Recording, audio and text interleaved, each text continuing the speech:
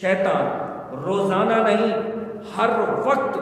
دھاک لگائے بیٹھا ہے کہ میں کسی طریقے سے ایمان چھین لوں۔ امام غزالی فرماتے ہیں کہ مرنے کے بعد جب قبر میں اتار دیا جاتا ہے تب بھی شیطان قبر کے اندر داخل ہو جاتا ہے کہ ابھی اس کا مشن پورا نہیں ہوا، اس کا ایک آخری مشن رہتا ہے کہ قبر کے اندر سوالات کے جوابات دینے میں رکاوٹیں ڈالے اور وہاں بھی دھاک لگائے بیٹھے اور ایمان چھین لے، اور جب سوالات کے جوابات دینے میں کامیاب نہیں ہوگا تو شیطان کامیاب ہوگا، پھر یہ بھاگے گا، بولے میں نے میرا کام ہو گیا، یہ سوالات کے جوابات دے دیا، جو سوالات کے جوابات میں کامیاب نہیں ہوگا حدیثوں کے اندر موجود ہے کہ وہ اس کا تو بیڑا غرق ہی ہو جائے گا، شیطان وہاں بھی جا کر بلوائے گا۔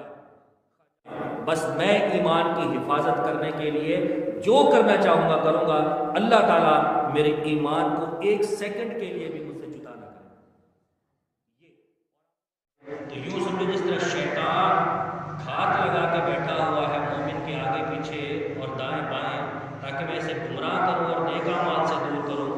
اسی طرح انسانی فطرت میں کچھ اس طرح ہی بن چکی ہے، اور یہ بھی گھات لگا کے بیٹھا ہوتا ہے کہ اس بندے کی برائی میرے ہاتھ لگ جائے، جبکہ قرآن پاک میں ارشاد فرمایا وَلَا تَجَسَّسُوا کہ لوگوں کے عیبوں کو نہ ٹٹولو،